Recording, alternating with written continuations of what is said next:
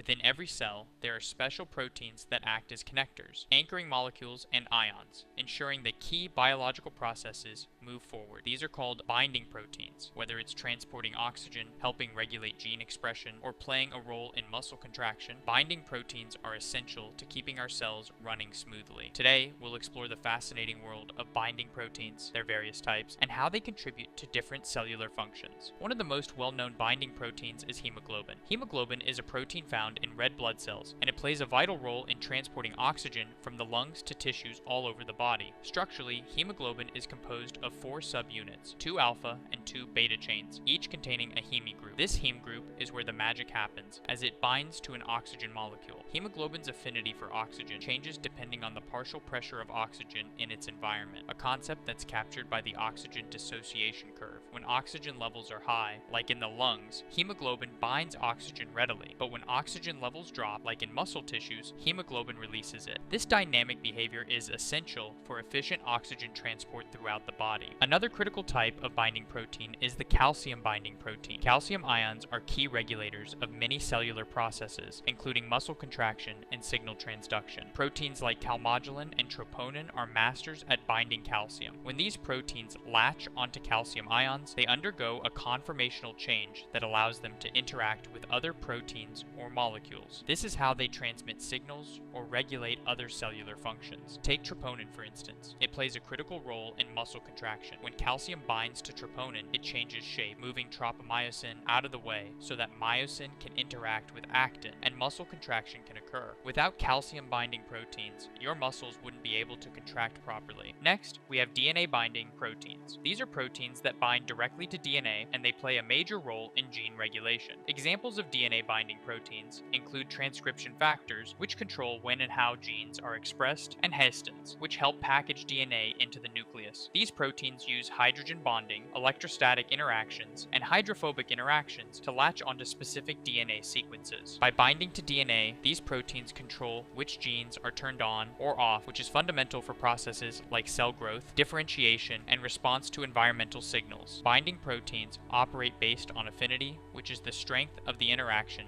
between the protein and the molecule it binds to, called a ligand. We can visualize this relationship with an affinity curve, which shows how the concentration of a ligand affects how many binding sites on a protein are occupied. This curve is crucial for understanding how proteins like hemoglobin and calmodulin work under different physiological conditions. For example, in high-altitude environments where oxygen is less available, hemoglobin's affinity for oxygen adjusts, making sure it can still deliver enough oxygen to tissues. The binding properties of proteins are highly regulated by these affinity curves, and understanding them helps explain how proteins function in different conditions. Binding proteins also have broader implications in medicine. Aberrant protein interactions are at the heart of many diseases. In Alzheimer's disease, for instance, the accumulation of amyloid beta peptides leads to the formation of harmful aggregates, disrupting neuronal function. Scientists are now developing therapeutic strategies that target these harmful interactions. For example, in cancer therapy, drugs are being designed to inhibit the interaction between the protein BCL2 and its partners. By blocking this interaction, we can trigger cancer cell death and slow down disease progression. To help remember key protein concepts, we've got a couple of mnemonics. First up, every acid has an amine. This helps remind us that amino acids, the building blocks of proteins, have both an amino group and a carboxylic acid group. Another useful one is PICA-CT, which stands for proline,